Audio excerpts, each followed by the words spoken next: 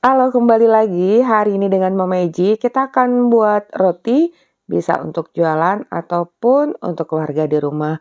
Dan kali ini banyak sekali yang menanyakan gimana caranya untuk menyimpan dough roti atau adonan roti yang masih mentah untuk stok atau ada kelebihan dough roti yang kita nggak sempat buatnya atau mau buatnya itu entar-entar aja gitu. Jadi di sini kita akan belajar sama-sama bagaimana caranya menyimpan dough roti yang belum digunakan dengan tepat, baik, mudah, dan benar sehingga hasilnya akan tetap lembut seperti ini. Nah, ikuti aja ya tahapan-tahapannya dari pembuatan adonan sampai penyimpanan, sampai pembentukan juga pengovenan. Nih, udah dikemas seperti ini, pas banget untuk ide jualan. Yang pasti rugi kalau buat sedikit ya. Oke, nah untuk itu ikuti aja tutorialnya secara audio dan visual dari awal sampai akhir. Sebelumnya jangan lupa like, subscribe, nyalakan lonceng aktifnya, juga komentar. Pertama-tama kita siapkan dulu 2 buah kuning telur. Kemudian ini adalah air susu yang hangat. Air susu boleh UHT atau susu bubuk yang dicampur dengan air. Untuk susu bubuk lebih rekomen jika kalian menggunakan susu bubuk full cream dan cow. Nah, ini kita campurkan dulu. Untuk metode yang aku gunakan ini, kita menggunakan air hangat karena tidak menggunakan mixer ataupun diulek. Kemudian tambahkan dengan ragi instan, boleh merek apa aja asalkan aktif. Lalu tambahkan dengan gula pasir. Dan ini akan kita kembali aduk dulu, pastikan raginya aktif. Kalau aktif itu dari awal aja udah terlihat ya, ada berbusa-busa gitu, mengapung pada permukaan cairan. Lalu tambahkan dengan tepung terigu protein tinggi. Saran aku lagi, gunakan tepung sesuai dengan kegunaan dan fungsinya. Nah, kemudian susu bubuk juga garam. Kembali kita aduk sampai merata, tidak ada lagi tepung yang kering. Jadi setiap tepung itu punya fungsinya masing-masing ya, kegunaannya yang udah disesuaikan dengan jenis makanan yang akan kita buat. Sehingga nanti hasil yang akan kita dapatkan itu memuaskan. Nah, ini aku lanjut aja menggunakan tangan agar kalian juga bisa lihat konsistensinya. Tidak keras, cenderung lunak seperti ini. Kemudian kalau udah tercampur, kita tambahkan dengan butter atau margarin yang udah dilelehkan. Di sini aku menggunakan butter margarin yang ekonomis dari Royal Palmia itu. Nah, ini kita campurkan dulu. Di folding dibalik seperti ini ya. Sebenarnya menggunakan spatula atau sendok yang besar atau sendok kayu juga bisa. Tapi sebaiknya aku anjurkan kalian bisa merasakan konsistensi adonan yang kita buat. Nah, kalau udah kita bulatkan seperti itu tuh, ini masih terlihat tidak halus kan adonannya, dan kita tutup. Lebih rekomen jika kalian menggunakan plastik karena lebih lembab. Ini kita tutup kurang lebih 60 menit waktunya atau sampai mengembang 2 kali lipat. Jadi kembali lagi, setiap waktu proofing itu tergantung suhu ruangan ya. Semakin panas suhu ruangan tentunya akan mengembang semakin cepat. Nih kalian udah bisa lihat ya, adonannya udah terasa elastis dan lebih ringan dibandingkan sebelum waktu proofing tadi. Nah, siapkan alas kerja, olesi tipis dengan margarin. Kemudian akan kita folding kembali sambil mengeluarkan udara di dalamnya. Nah, saat kita memfolding ini sambil dibulatkan, ini akan menambah kehalusan adonan. Dan sekarang akan kita potong menjadi berapa bagian, kurang lebih beratnya 50 gram setiap piecesnya. Dan setiap bagiannya kita rounding, ini juga adalah bagian yang terpenting. Tekankan aja pada papan kerja, terus arah membulat seperti ini, letakkan bagian halus di permukaan atas.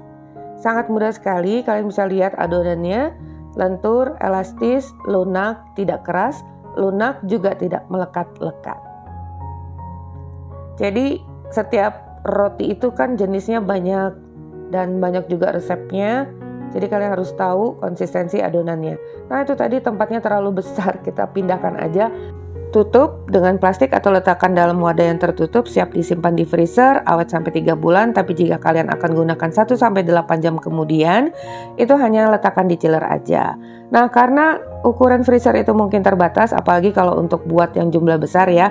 Ini adalah cara yang kedua, kita gunakan plastik, boleh plastik apa aja, plastik es atau plastik wrap yang dipotong-potong sesuai dengan ukuran adonan. Tentunya kita akan simpan dough yang masih lunak ini kan tidak dalam kondisi bertumpukan karena nanti bentuknya kan nggak bulat lagi. Jadi kita bungkus satu-satu seperti ini. Dengan dibungkus satu-satu, kalau kita letakkannya bertumpuk-tumpuk itu kan nggak masalah karena dia nggak akan melekat nih seperti ini ya.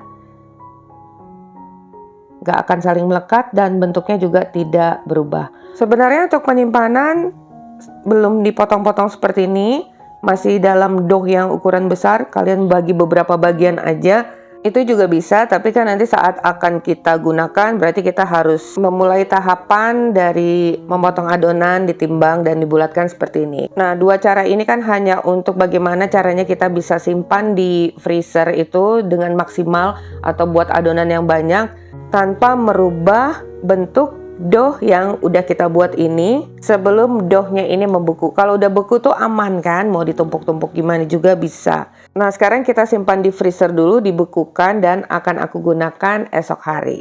Udah ya, sampai tahapan ini apakah kalian masih mengikuti secara audio dan visual? Nah, ini setelah semalaman, kalian bisa lihat ini udah membeku. Yakin kalau ditumpuk-tumpuk juga nggak masalah ya. Nah, sekarang kita akan buat rotinya ya dari adonan yang beku ini. Tapi sebelumnya pindahkan dulu ke chiller agar nggak stres, adonannya nggak kaget langsung ke suhu ruang. Jadi kita pindahkan dulu di chiller atau di suhu ruang kulkas yang biasa ini ya, setidaknya sampai tidak beku lagi.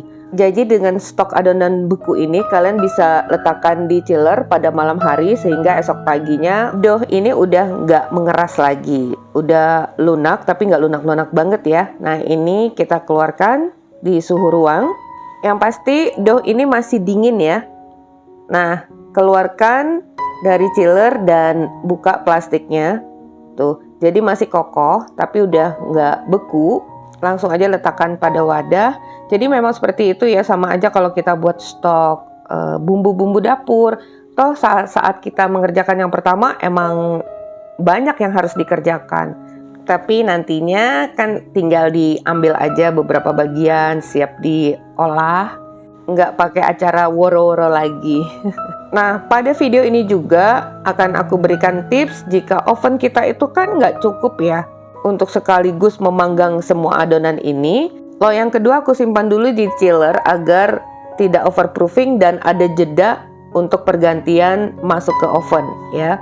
Nih, ini masih dingin dan akan kita tutup dulu kurang lebih 15-20 menit, yang pasti udah lebih mengembang. Oke, lanjut kita sambil nunggu buat bahan isiannya. 2 sendok makan butter atau margarin. Jadi semua bahan itu premium enggaknya tergantung kalian ya.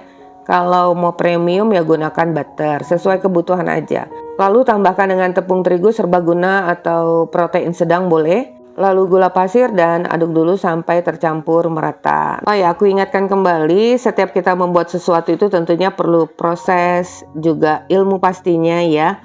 Dan itu harus kita pelajari tahapan demi tahapan, nggak bisa instan atau sebagian-sebagian aja yang kita ketahui. Karena setiap proses itu saling berkaitan, dari gramasi, kualitas bahan, konsistensi adonan, sampai proofing dan pengovenan. Setiap bagiannya harus dipelajari. Kalau udah paham setiap bagiannya, tentunya bisa buat roti ini dengan mudah. Jadi jangan tiba-tiba yang ditanyakan kenapa rotinya keras, padahal bahannya udah sesuai. Bahan, timbangan, gramasi yang udah sesuai itu tidak menjamin kalian akan sukses juga kalau tidak ada ilmu, pemahaman, dan proses-proses lainnya yang kalian ketahui itu. Jadi nggak bisa langsung kok keras. Jawabannya itu pasti panjang. Nah, oke ya, di sini kalau udah campur semua, aku gunakan kelapa kering.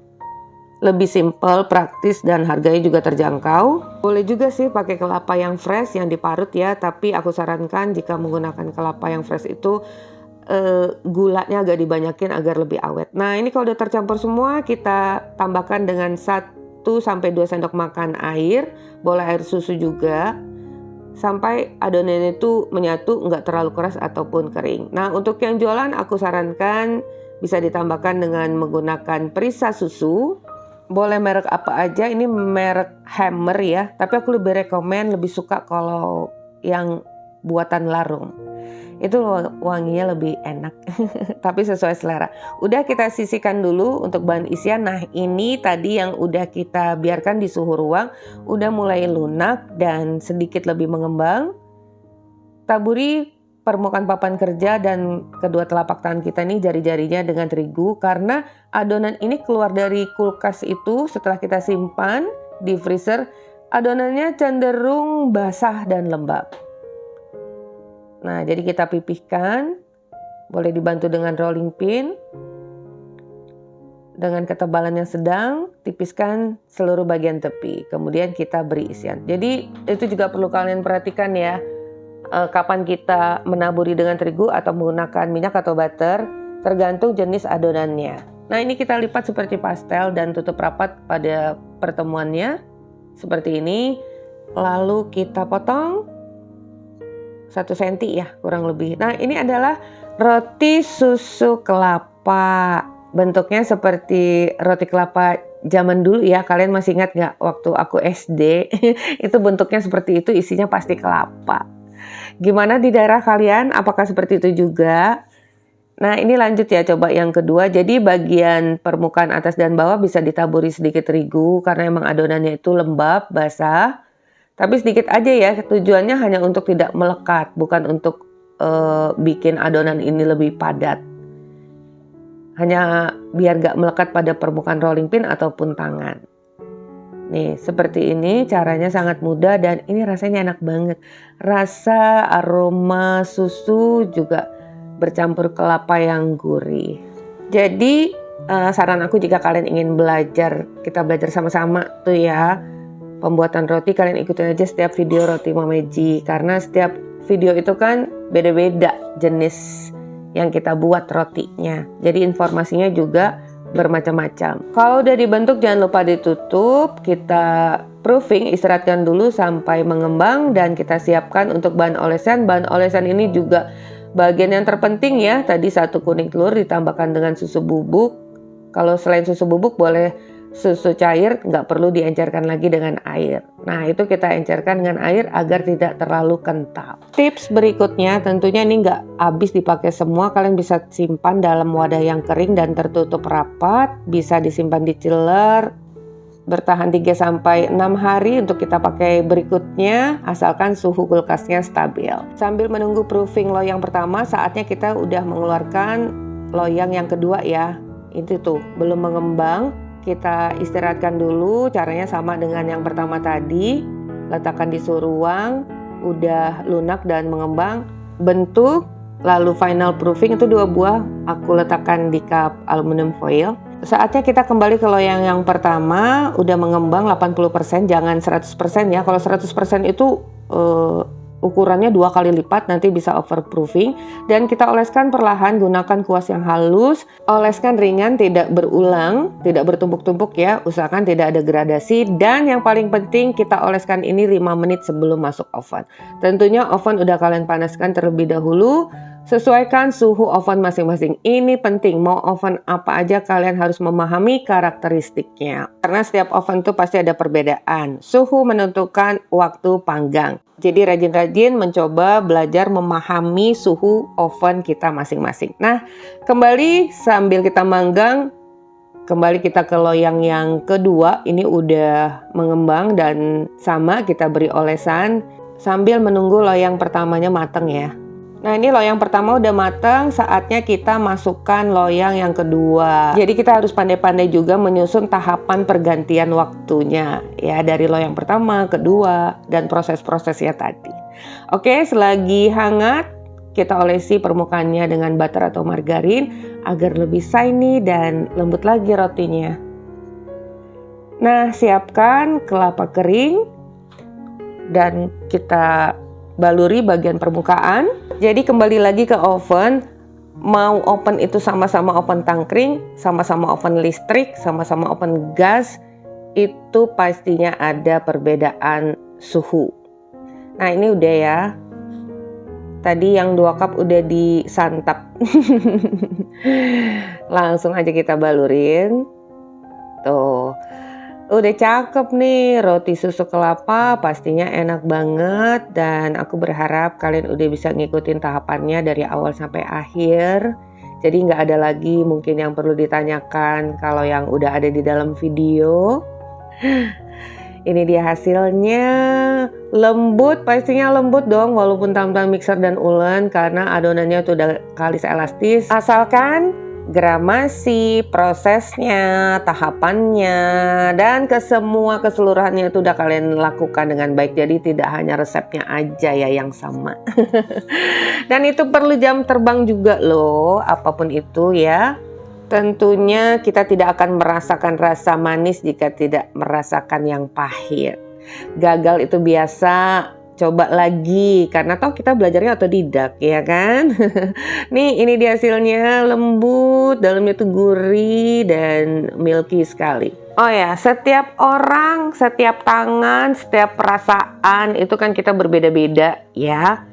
Nah, jadi ada yang sekali mencoba langsung oke, ada yang berkali-kali juga masih gagal. Itu harus kalian pahami di mana letak kegagalannya. Karena saat mengerjakan kan kalian aja yang tahu. Kita loh nggak tahu, nggak lihat. Segala arahannya udah ada di dalam video. Nah, ini kalau udah dingin, kita kemas. Ini plastiknya 15 cm, terlalu panjang ya. Lebarnya, ini lebarnya 10 cm, jadi disesuaikan aja lah dengan besar roti yang kalian buat. Oh ya, untuk pemesanan perlengkapan baking, cooking, dan kitchen seperti talenan alas kerja, kemudian baking mat silikon, dan bungkus-bungkus kemasan roti dan kue, kalian bisa klik linknya di kolom deskripsi. Oke ya, nah sampai di sini dulu resep kita hari ini. Semoga bermanfaat. Bertemu lagi di resep Mama Eji berikutnya. Thank you for being with me today. Wassalamualaikum warahmatullahi wabarakatuh.